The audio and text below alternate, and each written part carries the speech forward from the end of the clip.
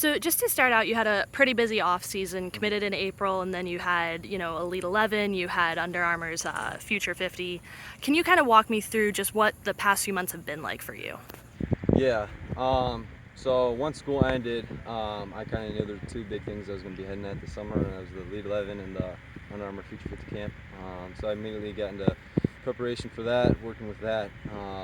Nice thing is, though, I didn't have to go to any college camps this summer, so I had more time here to train and spend time with my team and stuff like that. So that was nice.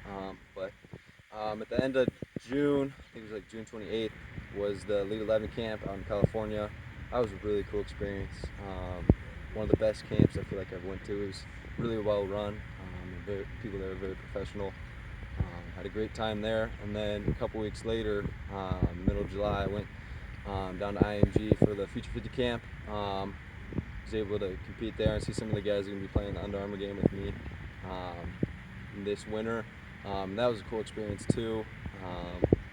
I'm very fortunate to be in the position I am and be able to go to some of these camps and compete with some of these people and be around some of these people. So it was a really cool summer for me.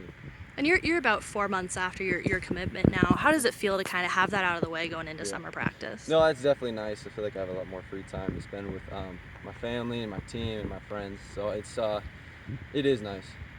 And, Iowa State's added a couple of in-state guys you know pretty well, Jamison Kai, but, a few other commitments to that class as well. How are you kind of feeling as the quarterback of the 2023 class about how it's shaping up? Yeah, I feel really good about our class right now and how it's shaping up. I feel like we're going after a few more guys, but I feel like overall we have done a really good job, getting some guys around the program that are gonna make some plays in the future.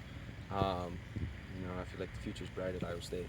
And then, shifting to Ankeny this season, you guys graduated a lot of key players from last season, and you kind of have a new look offense with Jason and Jamison coming in. Mm-hmm. How has that transition sort of been, bringing the new guys in? Yeah, no, it's been really good. They've done a really good job at getting to know some of the guys and learning the offense and learning the way things go. So they've done a really good job adjusting. I remember when I went through that whole process, like you kind of feel like you're a fish out of water there a little bit, and you don't really know anyone. But they've done a really good job, and everyone on the team knows them. You can talk to them now, and I feel like they're really comfortable now with how things are rolling. And with a lot of Division I talent on this team this year, the past few years, Yeah. I think a lot of the players on this team might get lost. So who's kind of a player that's running under people's radar might have a really breakout season this year? Yeah. So actually, we came out with our captains. I think a week or two ago, and we had two of our offensive linemen that were named captain, Andrew Monsivice and Joe Kingston. Both of those two guys, I feel like, are really good and have opportunities to play at a high level. But also on the defensive side, we got Ben Sandvik, who's one of our DBs.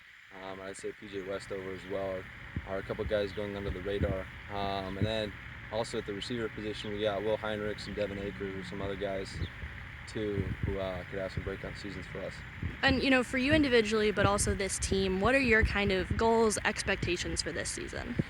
Yeah, so obviously the team goal for me is to hopefully win a state championship. That's always the goal, always the focal point. But some personal goals for me is to hopefully pass over 3,000 yards and 30 touchdowns, to have a 70% completion percentage. And with high level recruits, it's kind of becoming the norm to graduate early, but I know you're also pretty big into basketball. Do you know what your plans are right now for that? Yeah, I would say my plans are to probably graduate early.